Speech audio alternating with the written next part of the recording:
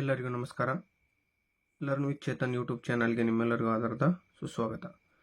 ಇಂದಿನ ದಿನ ನಾವು ಗಣಿತ ವಿಷಯದ ವಾಸ್ತವ ಸಂಖ್ಯೆಗಳು ಎಂಬ ಪಾಠದ ಅಭಾಗಲಬ್ಧ ಸಂಖ್ಯೆ ಎಂದು ಸಾಧಿಸಿ ಎಂಬ ಕಾನ್ಸೆಪ್ಟ್ನ ಅಡಿಯಲ್ಲಿ 2 ಅಂಕದ ಪ್ರಮುಖ ಪ್ರಶ್ನೆಗಳನ್ನು ನೋಡ್ತಾ ಹೋಗೋಣ. ಈ ಒಂದು ಪ್ರಮುಖ ಪ್ರಶ್ನೆಗಳು ವಾರ್ಷಿಕ ಪರೀಕ್ಷೆಯಲ್ಲಿ ಬಂದಂತಹ ಪ್ರಶ್ನೆಗಳಾಗಿರ್ತವೆ. ಇಂದಿನ ವಿಡಿಯೋದಲ್ಲಿ ನಾವು 2 ಲೆಕ್ಕಗಳನ್ನು ತೆಗೆದುಕೊಂಡು ಬಂದಿದ್ದೇವೆ. ಇದು ನಿಮಗೆ ವಾರ್ಷಿಕ ಪರೀಕ್ಷೆ 3 ಅಂದರೆ 2025ರ ಪರೀಕ್ಷೆ 3ಕ್ಕೂ ಕೂಡ ಪಾಸಿಂಗ್ ಪ್ಯಾಕೇಜ್ ಅಂತಲೇ ಹೇಳ್ಬೋದು.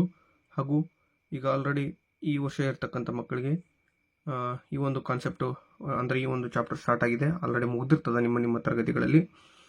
ನಿಮಗೆ ಅತ್ಯಂತ ಸುಲಭವಾಗಿ ಸಿಗಲಿ ಅಂತ ಈ ಒಂದು ಕಾರಣದಿಂದಾಗಿ ನಾವು ಈಸಿಯಾಗಿರ್ತಕ್ಕಂತಹ 2 ಅಂಕಗಳನ್ನು ಸುಲಭವಾಗಿ ಪಡಿತಕ್ಕಂತಹ ಕಾನ್ಸೆಪ್ಟ್ ಬಗ್ಗೆ ಇಂದಿನ ವಿಡಿಯೋದಲ್ಲಿ ನೋಡ್ತಾ ಹೋಗೋಣ. ಮೊದಲನೇ ಪ್ರಶ್ನೆ ನೋಡಿ, ಇದು ಅತ್ಯಂತ ಇಂಪಾರ್ಟೆಂಟ್ ಪ್ರಶ್ನೆ ಆಗಿರ್ತದೆ. 2 + √3 ಇದು ಒಂದು ಅಭಾಗಲಬ್ಧ ಸಂಖ್ಯೆ ಎಂದು ಸಾಧಿಸಿ ಅಂತ ಪ್ರಶ್ನೆ ಇದೆ. ಈ ಒಂದು ಪ್ರಶ್ನೆ ಜೂನ್ 2023 ಮತ್ತು 24ರಲ್ಲಿ ಬಂದಂತಹ ಪ್ರಶ್ನೆ ಆಗಿರ್ತದೆ. ಹಾಗಾಗಿ ದಯವಿಟ್ಟು ಇದನ್ನು ಪ್ರಾಕ್ಟೀಸ್ ಮಾಡಿ.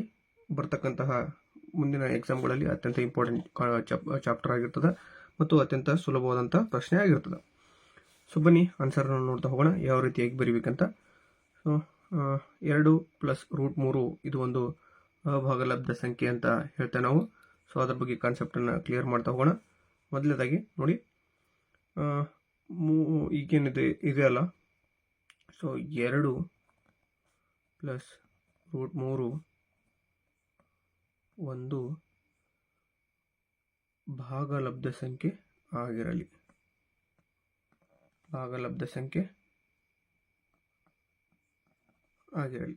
ಓಕೆನಾ? ನೋಡಿ, ಅತ್ಯಂತ ಸುಲಭವಾಗಿರ್ತದೆ ಇದು. ಮೊದಲಿಗೆ ಏನು ಅನ್ಕೋಬೇಕು ನಾವು, ಒಂದು ಭಾಗಲಬ್ಧ ಸಂಖ್ಯೆ ಆಗಿರಲಿ ಅಂತ ಬರಿಬೇಕಾಗ್ತದೆ.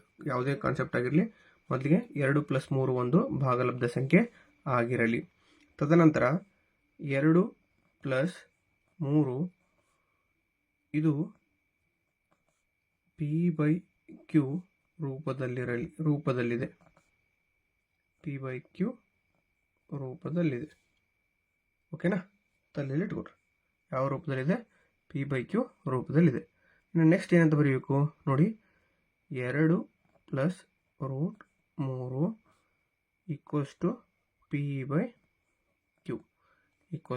p/q ಈ ರೀತಿಯ ಬರೀಬೇಕು. ಮೊದಲ ನೋಡಿ, 2 + 3 ಒಂದು ಭಾಗಲಬ್ಧ ಸಂಖ್ಯೆ ಆಗಿರಲಿ ಅಂತ ಬರೀಬೇಕು. ಓಕೆನಾ? ಭಾಗಲಬ್ಧ ಸಂಖ್ಯೆ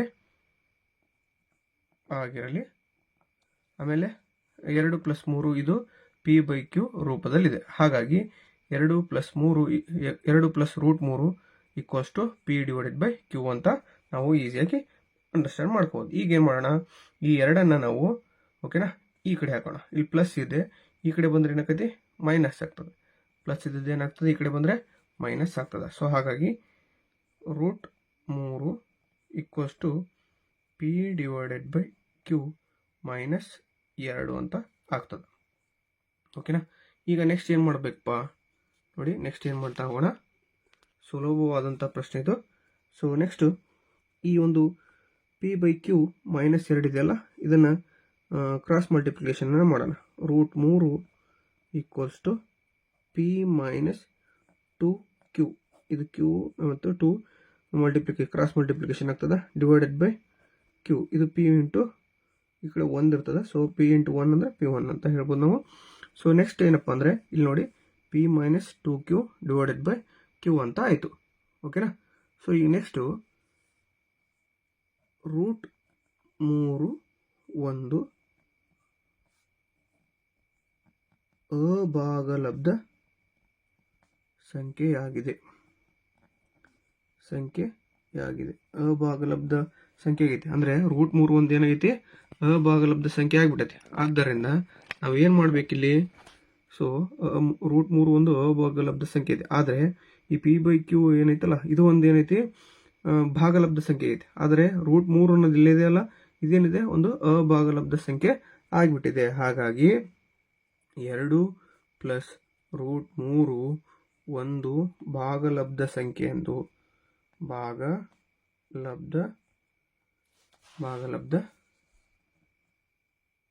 ಸಂಖ್ಯೆ ಎಂಬ ನಮ್ಮ ಊಹೆ ತಪ್ಪು. ನಮ್ಮ ಊಹೆ ಏನಾಗ್ತದೆ? ತಪ್ಪು ಆಗ್ತದೆ. ಆದ್ದರಿಂದ 2 + √3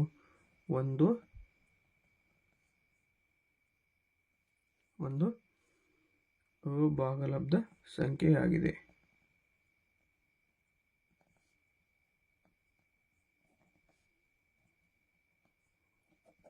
ಓಕೆನಾ? ನೋಡಿ ಎಷ್ಟು ಸುಲಭವಾಗಿ ಬರಿಬೋದು ನಾವು, ಹೌದಾ? ಸೊ ಮೊದಲಿಗೆ ಏನು ಬರಿತೀರಿ? 2 + √3 ಒಂದು ಭಾಗಲಬ್ಧ ಸಂಖ್ಯೆ ಆಗಿರಲಿ. 2 + √3 ಇದು p/q ರೂಪದಲ್ಲಿದೆ. 2 + √3 gives ಎಷ್ಟು? Equals to p/q. √3 ನಾವು 2 ನಾವು ಈ ಕಡೆ ಹಾಕ್ತೀವಿ, ಅಂದರೆ ಪ್ಲಸ್ ಇದೇನಾಗ್ತದೆ ಮೈನಸ್ ಆಗ್ತದೆ. √3 = p/q -2 ಆಗ್ತದೆ. ಇಲ್ಲಿ ಕ್ರಾಸ್ ಓರೆ ಗುಣಾಕಾರವನ್ನು ಮಾಡಿದಾಗ √3 = p - 2q/q ಆಗ್ತದೆ. ಸೊ √3 ಒಂದು ಅಭಾಗಲಬ್ಧ ಸಂಖ್ಯೆ ಆಗಿದೆ. ಆದ್ದರಿಂದ 2 + √3 ಒಂದು ಭಾಗಲಬ್ಧ ಸಂಖ್ಯೆ ಎಂಬ ನಮ್ಮ ಊಹೆ ತಪ್ಪಾಗಿರ್ತದೆ. 2 + √3 ಒಂದು ಅಭಾಗಲಬ್ಧ ಸಂಖ್ಯೆ ಆಗಿದೆ ಅಂತ ನಾವು ಈಸಿಯಾಗಿ 2 ಅಂಕಗಳನ್ನು ಪಡಿಬೋದು. ಇದೇ ರೀತಿ ಇನ್ನೊಂದು ಪ್ರಶ್ನೆಯನ್ನು ನೋಡ್ತಾ ಹೋಗೋಣ, ಇನ್ನೊಂದು ಲೆಕ್ಕವನ್ನು. ಸೊ ಅದು ಯಾವ ರೀತಿಯಾಗಿದೆ ಅಂತ ನೋಡ್ತಾ ಹೋಗೋಣ. ಸೊ ಇಲ್ಲಿದೆ ನೋಡಿ. ಸೊ 3 + √2 ಇದು ಒಂದು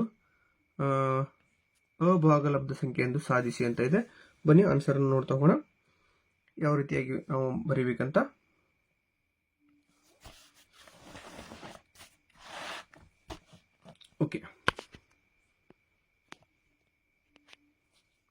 ಓಕೆ, ಸರಿಯಾಗಿ ಕಾಣಿಸ್ತಿದ್ದೇನಾ?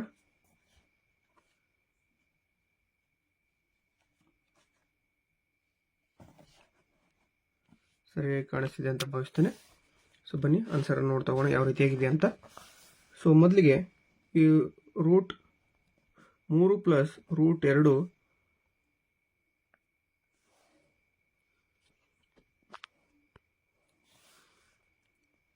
ಒಂದು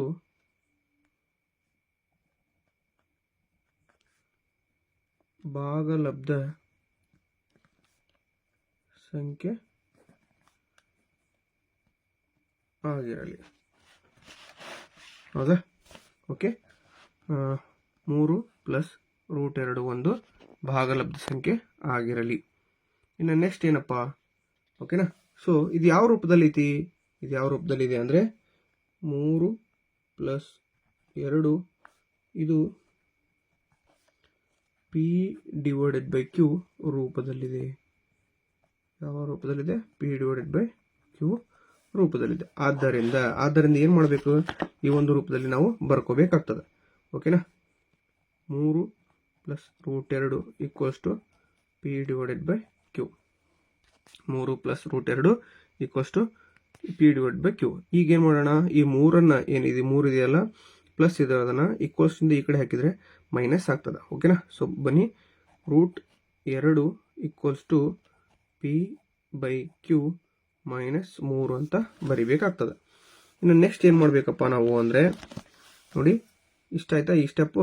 ಈಗ ಈ 3 ಮತ್ತು q, ಈ p ಮತ್ತು ಇಲ್ಲೇನು ಇಲ್ಲ ಅಂದರೆ ಕೆಳಗಡೆ ಛೇದ ಒಂದಿರ್ತದೆ, ಇವುಗಳನ್ನು ಕ್ರಾಸ್ ಮಲ್ಟಿಪ್ಲಿಕೇಶನ್ ಮಾಡಬೇಕಾಗ್ತದೆ. ಓಕೆನಾ? √2 = p - 3q/q ಅಂತ ಬರಿತೇನೆ. ಓಕೆನಾ? ಸೊ ಇಲ್ಲಿ ಒಂದು ಅಂಶ ಏನು ತಿಳ್ಕೊಬೇಕಪ್ಪ ಅಂದರೆ, ಈ p - 3q/q ಇದೆಯಲ್ಲ, ಇದು ಭಾಗಲಬ್ಧ ಸಂಖ್ಯೆ ಆಗಿರ್ತದೆ. ಓಕೆನಾ? ಸೊ p - 3q/q ಇದು ಭಾಗಲಬ್ಧ ಸಂಖ್ಯೆ ಆಗಿದೆ. ಆದರೆ √2 ಅಭಾಗಲಬ್ಧ ಸಂಖ್ಯೆ.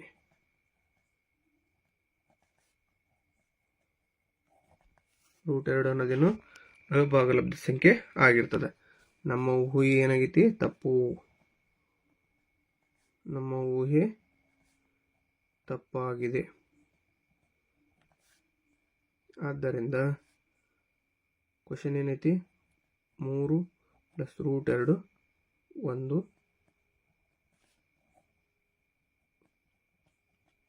ಅಭಾಗಲಬ್ಧ ಸಂಖ್ಯೆ ಆಗಿದೆ. ಓಕೆನಾ, ಅತ್ಯಂತ ಸುಲಭವಾಗಿ ನಾವು ಬರೀಬಹುದು. ಸೊ ಇದಾಗಿತ್ತು ಇಂದಿನ ವಿಡಿಯೋ. ಸೊ ನಿಮಗೆ ಈ ಒಂದು ಅಭಾಗಲಬ್ಧ ಸಂಖ್ಯೆ ಎಂಬ ಪ್ರಶ್ನೆಯಿಂದ 2 ಅಂಕದ ಸುಲಭವಾಗಿ ಬರ್ತವೆ. ಸೊ ಇನ್ನು 3 ಅಂಕದ ಕೂಡ ಒಂದು ಪ್ರಶ್ನೆ ಬರ್ತಕ್ಕಂಥ ಚಾನ್ಸಸ್ ಸಾಕಷ್ಟು ಇರ್ತದೆ. ಸೊ ಆ 3 ಅಂಕದ ಪ್ರಶ್ನೆಯನ್ನು ಮುಂದಿನ ವಿಡಿಯೋದಲ್ಲಿ ನೋಡ್ತಾ ಹೋಗೋಣ. ಸೊ ಈಗ ನಿಮಗೆ ಹೋಮ್ವರ್ಕ್ ಕೊಡಲಾಗ್ತದೆ, ಅಂದರೆ ಈ ಒಂದು ಕಾನ್ಸೆಪ್ಟ್ನ ಮೇಲೆ ವಾರ್ಷಿಕ ಪರೀಕ್ಷೆಯಲ್ಲಿ ಬಂದಂತಹ ಪ್ರಶ್ನೆಗಳನ್ನು ಕೊಡ್ತೀನಿ. ಸೊ ನೀವು ಅದನ್ನ ಪ್ರಾಕ್ಟೀಸ್ ಮಾಡಿದರೆ 2 ಅಂಕ ಸುಲಭವಾಗಿ ನೀವೇನು ಮಾಡ್ಬೋದು, ಗಳಿಸ್ಬೋದು ಅಂತ ಹೇಳ್ತಾ. ಸೊ ಯಾವ್ಯಾವುದಪ್ಪ ಅಂದರೆ 5 + √3 ಇದನ್ನು ಏಪ್ರಿಲ್ 2023ರಲ್ಲಿ ಬಂದಿರತಕ್ಕಂಥ ಪ್ರಶ್ನೆ ಆಗಿರ್ತದೆ. ಇನ್ನು 3 + √5 ಇದು ಏಪ್ರಿಲ್ 2015 ಮತ್ತು 19ರಲ್ಲಿ ಬಂದಿರ್ತದೆ. ಅಷ್ಟೇ ಅಲ್ಲದೆ ಜೂನ್ 2017ರಲ್ಲೂ ಈ ಒಂದು ಪ್ರಶ್ನೆಯನ್ನು ನೀಡಲಾಗಿದೆ. ಇನ್ನು 2 + √5 ಅನ್ನೋದು ಏಪ್ರಿಲ್ 2018ರಲ್ಲಿ ಬಂದಂತಹ ಪ್ರಶ್ನೆ ಇದಾಗಿರ್ತದೆ. ಓಕೆನಾ. ಸೊ ಅತ್ಯಂತ ಇಂಪಾರ್ಟೆಂಟ್ ಪ್ರಶ್ನೆಗಳಾಗಿರ್ತವೆ. ಪ್ರಾಕ್ಟೀಸ್ ಮಾಡಿ. ಇದು 2 ಅಂಕದ ಅಂದರೆ 2 ಮಾರ್ಕ್ಸನ್ನು ಈಸಿಯಾಗಿ ನೀವೇನು ಮಾಡ್ಬೋದು, ಗಳಿಸಬಹುದು. ಓಕೆ. ಸೊ ಇಲ್ಲಿವರೆಗೂ ಈ ವಿಡಿಯೋ ನಿಮಗೆ ಇಷ್ಟ ಆಗಿದೆ ಅಂತ ಭಾವಿಸ್ತೇನೆ. ಇಷ್ಟ ಆಗಿದ್ದರೆ ದಯವಿಟ್ಟು ಲೈಕ್ ಮಾಡಿ, ಶೇರ್ ಮಾಡಿ, ಕಮೆಂಟ್ ಮಾಡಿ. ಹಾಗೆ ಯಾವ ಒಂದು ಚಾಪ್ಟರ್ನ ಮೇಲೆ ನಿಮಗೆ ಪಾಸಿಂಗ್ ಪ್ಯಾಕೇಜ್ ಬೇಕೋ ಅದನ್ನು ತಿಳಿಸೋದ್ರ ಮೂಲಕ ನಾವು ಆ ಒಂದು ಪ್ರಶ್ನೋತ್ತರಗಳ ಬಗ್ಗೆ ನಿಮಗೆ ವಿಡಿಯೋಗಳನ್ನು ಅಪ್ಲೋಡ್ ಮಾಡ್ತೀವಿ ಅಂತ ಹೇಳ್ತಾ, ಇಲ್ಲಿವರು ನಮ್ಮ ಚಾನಲ್ನಲ್ಲಿ ಇರ್ತಕ್ಕಂಥ ವಿಡಿಯೋಗಳನ್ನು ನೋಡಿರ್ತಕ್ಕಂಥ ನಿಮ್ಮೆಲ್ಲರಿಗೂ ಕೂಡ ತುಂಬ ಹೃದಯದ ಧನ್ಯವಾದಗಳನ್ನು ತಿಳಿಸ್ತಾ ಶುಭರಾತ್ರಿ.